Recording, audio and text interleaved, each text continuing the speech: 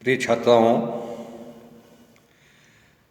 आज हम प्रथम वर्ष के प्रथम प्रश्न पत्र का एक महत्वपूर्ण अध्याय डेमोक्रेसी, जिसे हिंदी में लोकतंत्र या प्रजातंत्र भी कहते हैं, इसका अध्ययन करेंगे।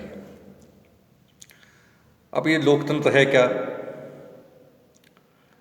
सामान्य रूप से कहें तो जनता का जनता के लिए जनता के द्वारा शासन लोकतंत्र कहलाता है। इसका वर्तमान में क्या महत्व है? तो साथियों, यह आपके ध्यान में आना चाहिए कि जितने भी द्वितीय महायुद्ध के बाद विकासशील देश हैं, उनमें अधिकतर में एक परिपक्व लोकतंत्र की स्थापना हो चुकी है। द्वितीय महायुद्ध के बाद जितने देश स्वतंत्र हुए, जिन्हें तृतीय विश्व के देश भी कहा जाता है, विकासशील देश भी कहा जाता है, भारत भी उन्हीं में से एक है। वहाँ भी लोकतंत्र बड़े पैमाने पर स्थापित हो गए हैं या कुछ स्थानों पर लोकतंत्र की स्थापना का संघर्ष चल रहा है। खुशी की ये बात है कि वर्तमान में विश्व के अधिकांश बड़े देशों में लोकतंत्र की स्थापना है। जहाँ लोकतंत्र नहीं है या जहाँ एकदलीय शासन व्यवस्था है या जहाँ सर्वाधिकारवादी या अधिनायकवादी शासन व्यवस्था है, वहाँ की शासन व्यवस्थाएं भी अपने आप को लोकतांत्रिक कहलाना पसंद करती हैं। उन्होंने अपनी शासन व्यवस्थाओं के नाम में लोकतंत्र को महत्वपूर्ण जगह दे रखी।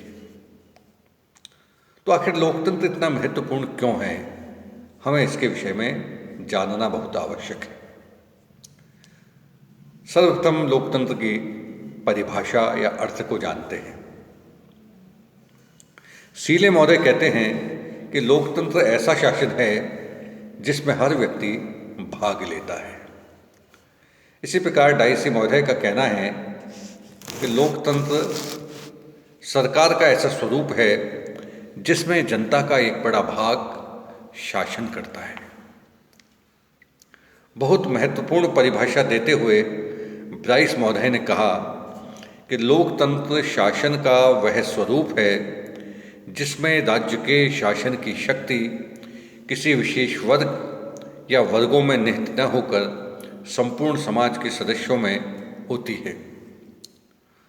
और डॉक्टर अब्राहम लिंकन की परिभाषा तो हमने शुरू में आपको बताई थी कि लोकतंत्र जनता का जनता के लिए और जनता के द्वारा शासन है। डॉक्टर बेनी प्रसाद का कहना है कि लोकतंत्र जीवन का एक ढंग है। यह इस मान्यता पर आधारित है कि प्रत्येक व्यक्ति के सुख का महत्व उतना ही है जितना कि अन्य किसी के सुख का महत्व हो सकता है, तथा कोई भी किसी के सुख का साधन मात्र नहीं है या नहीं होना चाहिए या नहीं हो सकता है। सार रूप में लोकतंत्र ऐसी शासन व्यवस्था है जिसमें प्रत्येक व्यक्ति की उन्नति का मार्ग खुला हुआ है।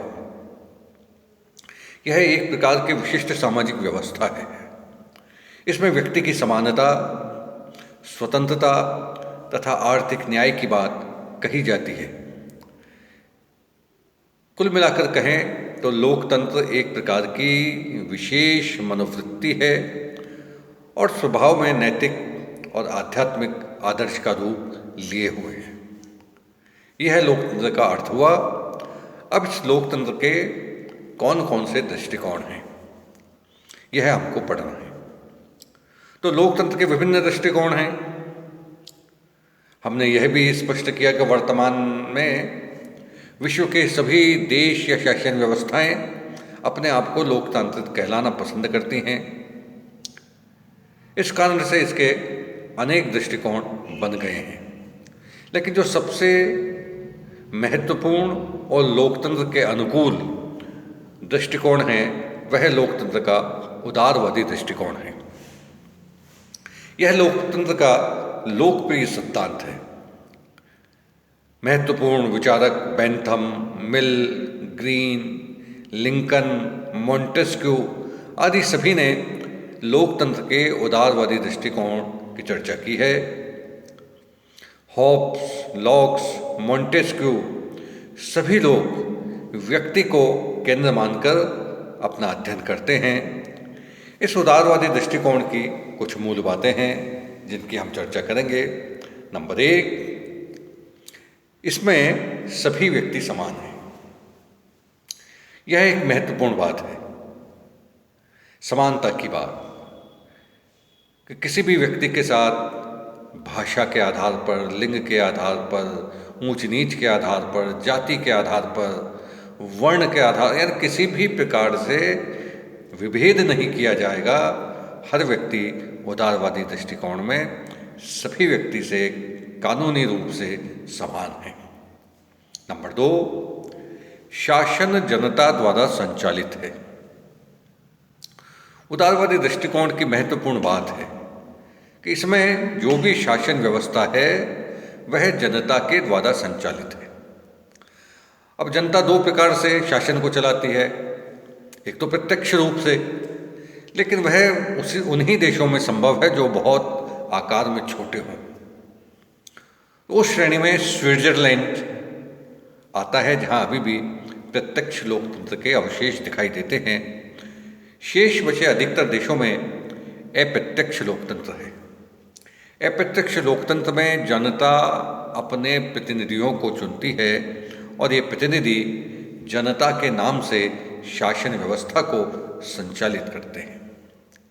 नंबर 3, उदारवादी दृष्टिकोण में सरकार बहुमत की होती है। इस दृष्टिकोण में आम चुनावों की व्यवस्था है। आम चुनाव में सभी राजनीतिक दल भाग लेते हैं। कम से कम 2 राजनीतिक दलों का होना आवश्यक है, लेकिन बहुत से दल भी हो सकते हैं। ये सभी राजनीतिक दल चुनाव व्यवस्था में भाग लेकर अपना बहुमत लाने का प्रयत्न करते हैं। जिनका बहुमत आता है वह शासन व्यवस्था का संचालन करता है। नंबर 4, उदारवादी दृष्टिकोण में सरकार का उद्देश्य सामान्य जनता की भलाई होना चाहिए। उदारवादी दृष्टिकोण के नाम से ही स्पष्ट है कि यह सामान्य जन की भलाई के लिए है।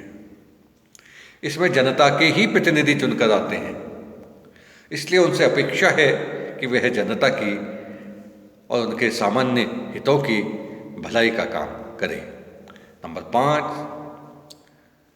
उदारवादी व्यवस्था में सरकार जनता के प्रति उत्तरदायी होती है।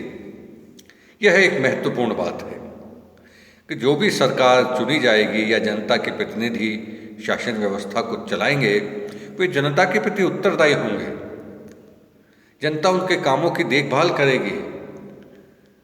विरोधी दल जो भी होगा वह सरकार के गलत कामों को जनता के समक्ष रखेगा और हर 5 साल बाद जनता अपने मत के द्वारा यह निश्चित करेगी कि इस शासन ने काम अच्छा किया है या नहीं। नंबर 6, इस दृष्टिकोण में जनता को विचार एवं अभिव्यक्ति की स्वतंत्रता होती है। इन सभी उदारवादी दृष्टिकोणों में या जहाँ भी यह शासन व्यवस्था है वहाँ के संविधानों ने व्यक्ति को विचार एवं अभिव्यक्ति की स्वतंत्रता दी है। यह लोकतंत्र का महत्वपूर्ण लक्षण है। हर व्यक्ति शासन के प्रति अपना विचार और अभिव्यक्ति दे सकता है। इसके बिना लोकतंत्र अधूरा है। और नंबर 7, उदारवादी दृष्टिकोण में लोकमत का आदर होना चाहिए। लोकमत का अर्थ है जनता का मत, यानी जनता किसे अपना मत देकर शासन व्यवस्था की भागीदारी सौंपती है। तो जिसे भी जनता अपना लोकमत दे उस लोकमत का आदर होना चाहिए। इस प्रकार यह पहला उदारवादी दृष्टिकोण हमने आज किया है। शेष हम कल करेंगे। धन्यवाद।